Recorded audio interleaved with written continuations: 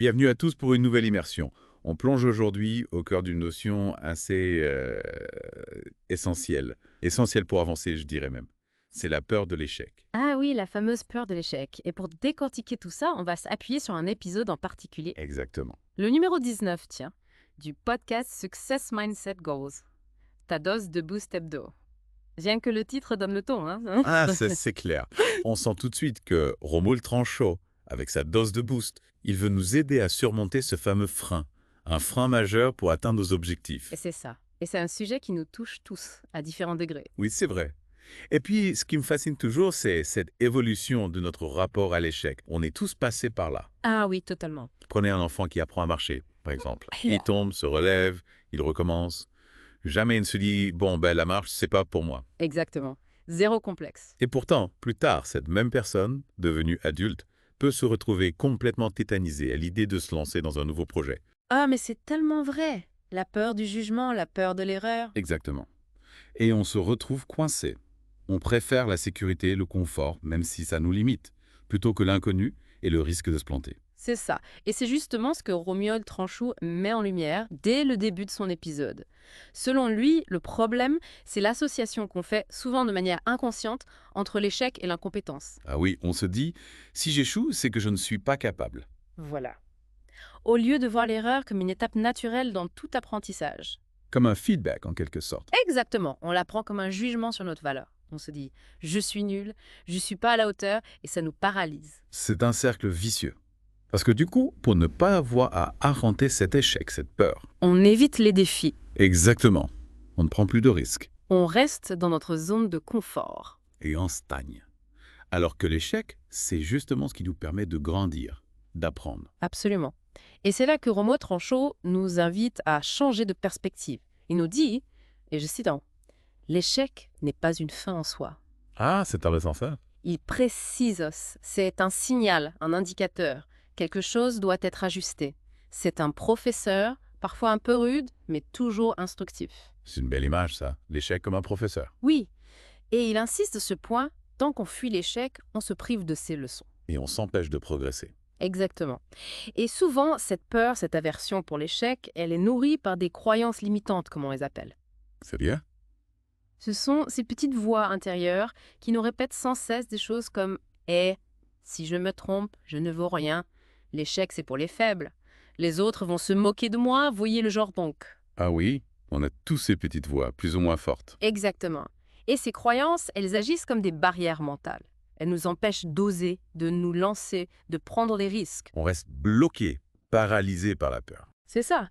Et c'est là que Romuald Tranchot nous encourage à faire un travail d'introspection. Il nous pose des questions. Lesquelles? Il nous demande de réfléchir à nos croyances sur l'échec. Quelles sont les phrases, les pensées qui vous viennent spontanément à l'esprit quand vous imaginez un échec? Oui.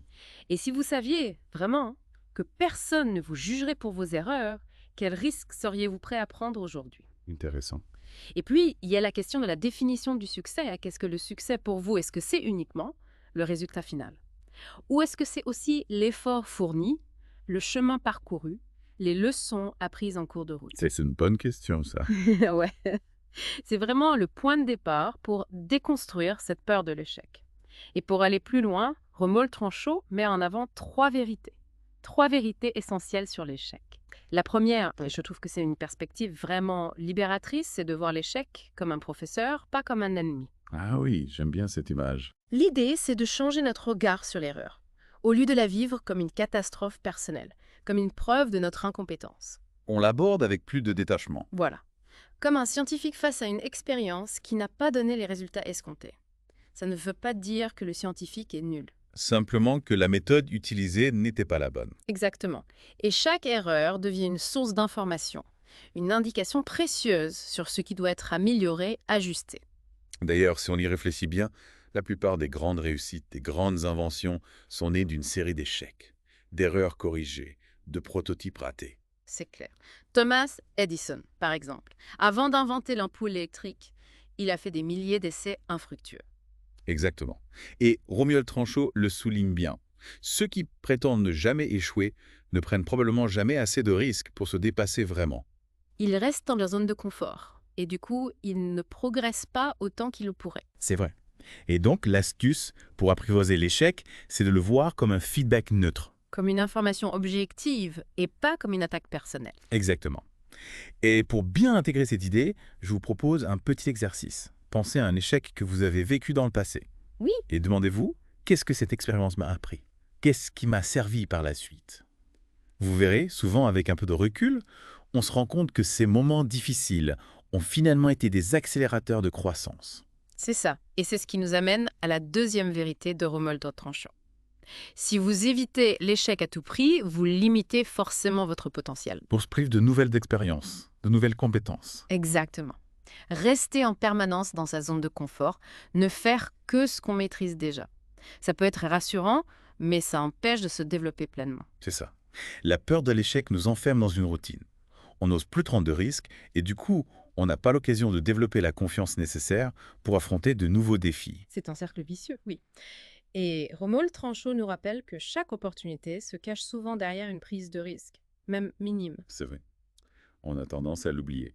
Et puis, il y a aussi la quête de la perfection, qui peut, paradoxalement, nous empêcher d'avancer. Ah oui, comment ça, Ren?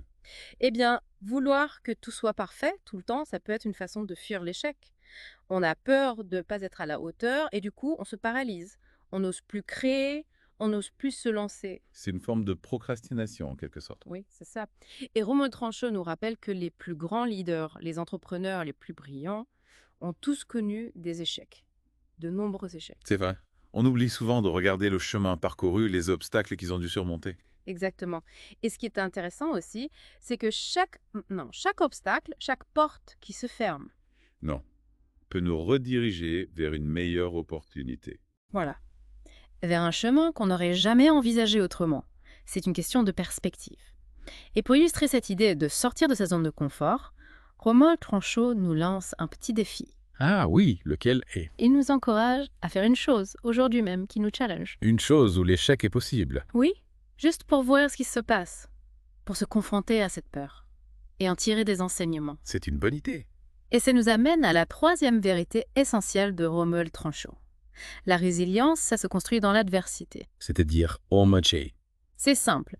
Plus on est confronté à des difficultés, à des échecs, et plus on apprend à les surmonter. On devient plus fort. Voilà.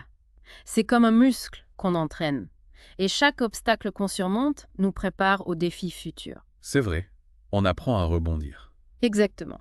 Et Romuald Tranchant insiste sur un point important. Une défaite, ça ne nous définit pas. Sauf si on choisit de l'interpréter ainsi. C'est notre réaction qui compte, en fin de compte. Exactement. Et puis l'échec, c'est aussi un formidable moteur de discipline et de persévérance. Ah oui. Comment ça? Eh bien, face à un échec, on est obligé de se remettre en question, d'analyser ce qui n'a pas fonctionné, de trouver des solutions. On apprend à persévérer, à ne pas baisser les bras. Voilà. Et puis, ça nous force aussi à être plus disciplinés, à mieux planifier, à mieux s'organiser.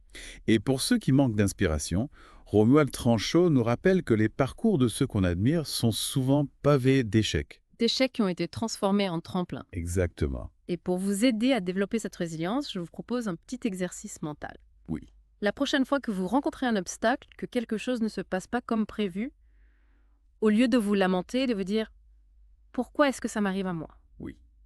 Demandez-vous plutôt « Comment est-ce que je peux tirer une leçon utile de cette situation ?» Ah oui, c'est une bonne idée, ça. Changer la question qu'on se pose. C'est ça. Et souvent, ce simple changement de perspective peut nous aider à transformer notre rapport à l'échec. D'accord. Alors, concrètement, comment est-ce qu'on fait pour réinterpréter l'échec? Romuald Tranchot nous donne quelques pistes. Il nous propose des phrases, des affirmations pour changer notre état d'esprit. Par exemple. Par exemple, au lieu de dire « j'ai échoué », essayez de dire « j'ai testé une nouvelle approche ». Ah oui, c'est plus positif. L'accent est mis sur l'action, sur l'apprentissage et pas sur le jugement. C'est vrai. Et se permet de relativiser. Il y a aussi une phrase de Nelson Mandela que j'aime beaucoup. « Je ne perds jamais. Soit je gagne, soit j'apprends. » C'est beau. Ça veut dire que chaque expérience, qu'elle soit positive ou négative, est une occasion d'apprendre et de grandir. C'est vrai. Il n'y a pas de perte de temps quand on voit les choses comme ça. Exactement. Et enfin, une dernière phrase pour la route. L'échec, c'est le prix du progrès. Ah oui, c'est vrai. On ne peut pas avancer, innover, créer sans faire d'erreurs. C'est ça. Les erreurs font partie du processus. Il faut les accepter pour pouvoir progresser. Et du coup, face à l'échec, y a-t-il des pièges à éviter? Des choses à ne pas faire griller? Oui, bien sûr. Le premier piège, c'est de minimiser l'importance de l'échec, de faire comme si de rien n'était, sans prendre le temps de l'analyser. On passe à autre chose trop vite. Voilà. Et du coup, on se prive d'un apprentissage précieux. On risque de reproduire les mêmes erreurs. Exactement. Un autre piège, c'est de se focaliser uniquement sur les émotions négatives. La frustration, la colère, la tristesse. Oui, c'est ça. Ces émotions sont normales, bien sûr. Mais si on les laisse nous envahir, on risque de se bloquer, de ne plus pouvoir rebondir. On se laisse paralyser par nos émotions. C'est ça. Et puis le dernier piège, c'est la victimisation. Se dire, c'est la faute des autres. J'ai pas de chance. Voilà. Attribuer systématiquement ces échecs à des facteurs externes. Ça nous rend passifs et ça nous empêche de tirer les leçons de nos erreurs.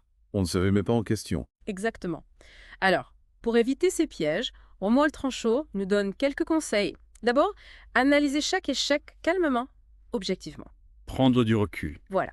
Ensuite, identifier ce qui était sous notre contrôle et ce qui ne l'était pas. Faire la part des choses. Oui. Et enfin, transformer chaque expérience, même négative, en un plan d'action concret. Tirer des leçons de nos erreurs et les utiliser pour progresser. Exactement. Et si vous en ressentez le besoin, n'hésitez pas à en parler à un mentor, un ami, à quelqu'un en qui vous avez confiance. C'est important de pouvoir échanger, de partager son expérience. Oui, ça permet de prendre du recul, d'avoir un autre point de vue. Et au final, pourquoi est-ce qu'il est important d'aimer l'échec? Ou du moins, de ne plus en avoir peur. Parce que l'échec nous offre des leçons uniques. Des leçons qu'aucun livre, aucun cours ne peut nous enseigner. C'est l'expérience qui nous forge. Exactement. Et puis, l'échec nous pousse à être plus créatifs, plus ingénieux. Quand on se retrouve face à un mur, on est obligé de sortir des sentiers battus, de trouver de nouvelles solutions. On développe notre capacité à résoudre des problèmes. C'est ça. Et bien sûr, comme on l'a vu, l'échec développe notre courage et notre résilience. Chaque obstacle qu'on surmonte nous rend plus forts. Plus apte à affronter les difficultés. Exactement. L'échec peut aussi nous aider à clarifier nos désirs, à comprendre ce qui est vraiment important pour nous. Comment ça met? Eh bien, quand on rencontre un obstacle, quand on se plante, on est obligé de se poser des questions. Est-ce que je suis sur la bonne voie? Est-ce que c'est vraiment ce que je veux? C'est vrai. On remet ses priorités en question. Exactement. Et puis, l'échec peut transformer nos peurs en tremplin. C'est-à-dire? En osant, malgré la peur, malgré le risque d'échouer, on ouvre la porte à de nouvelles possibilités. On sort de notre zone de confort et on découvre de nouveaux horizons. On apprend à se faire confiance.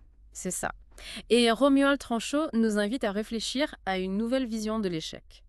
Au lieu de le voir comme une fin, comme un échec, pourquoi ne pas le voir comme une mise à jour? Une mise à jour.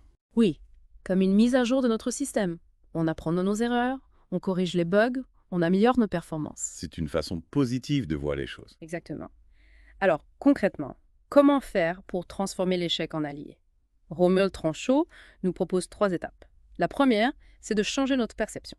Ok. Au lieu de dire « j'ai échoué », on peut dire « j'ai testé une nouvelle approche ». C'est une question de formulation. Oui, on met l'accent sur l'action, sur l'expérimentation et pas sur le résultat. On se concentre sur le processus plutôt que sur le jugement. Exactement.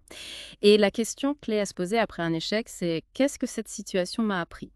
On se concentre sur les leçons à tirer plutôt que sur la déception. Voilà. On utilise l'échec comme un diagnostic et pas comme une punition. Et on essaye d'être reconnaissant pour les leçons apprises, même si elles sont parfois difficiles à avaler. C'est ça. Et pour ancrer cet apprentissage, Romuald Tranchot nous suggère de noter 3 enseignements après chaque échec. C'est une bonne idée. Ça permet de prendre du recul, de réfléchir à froid. Oui. La deuxième étape, c'est d'analyser l'échec de manière logique et non émotionnelle. Ok. Après un revers, on prend le temps de se poser et on décrit ce qui s'est passé sans dramatiser. On fait un bilan factuel. Voilà. On se demande ce qui a fonctionné, ce qui a posé problème, ce qui pourrait être amélioré. On identifie les points forts et les points faibles. Exactement. Et on essaye de distinguer ce qui dépendait de nous de ce qui était hors de notre contrôle.